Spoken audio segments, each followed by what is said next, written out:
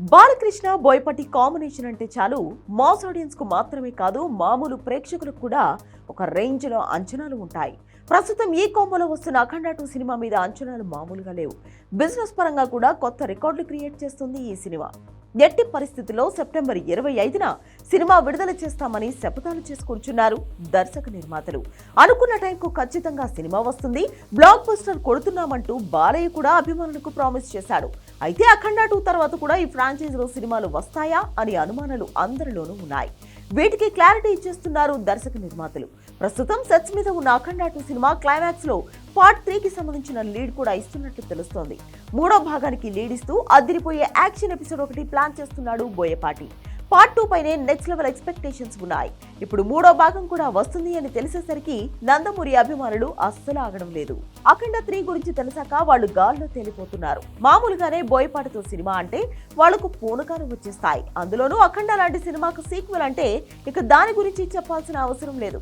September 25న విడుదల కాబోయే అఖండ 2 గానీ బ్లాక్ బస్టర్ అయిందంటే మాత్రం మూడో భాగం మీద ఉండే అంచనాలు కనీసం ఒక అంచనా కూడా వేయలేము. సెకండ్ పార్ట్ బిజినెస్ దాదాపు 150 కోట్లు జరుగుతుంది. ముఖ్యంగా నార్త్ ఆడియన్స్ మీద ఈసారి ఎక్కువగా ఫోకస్ చేశాడు బోయపాటి. అందుకే కుంభమేళతో పాటు హిమాలయాల్లో కూడా కీలక సన్నివేశాలు చిత్రీకరించాడు. మొన్న విడుదలైన టీజర్ లో హిమాలయాల్లోకి సంబంధించిన యాక్షన్ సీక్వెన్స్లు బాగానే చూపించాడు. ఇందులో ఫ్యాంటసీ అంశాలు కూడా ఉంటాయని తెలుస్తోంది.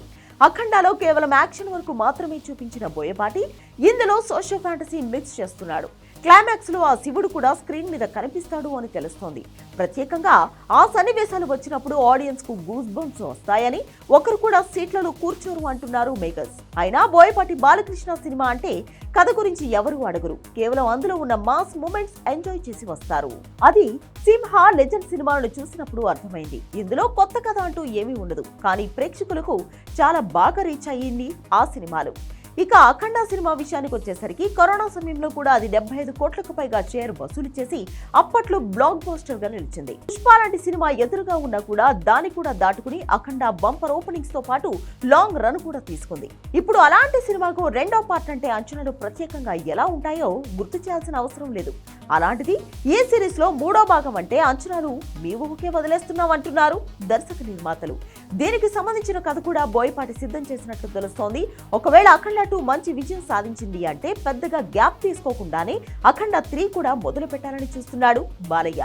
మొత్తానికి ఈ న్యూస్ తెలిసిన తర్వాత నందమూరి అభిమానులు పండుగ చేసుకుంటున్నారు.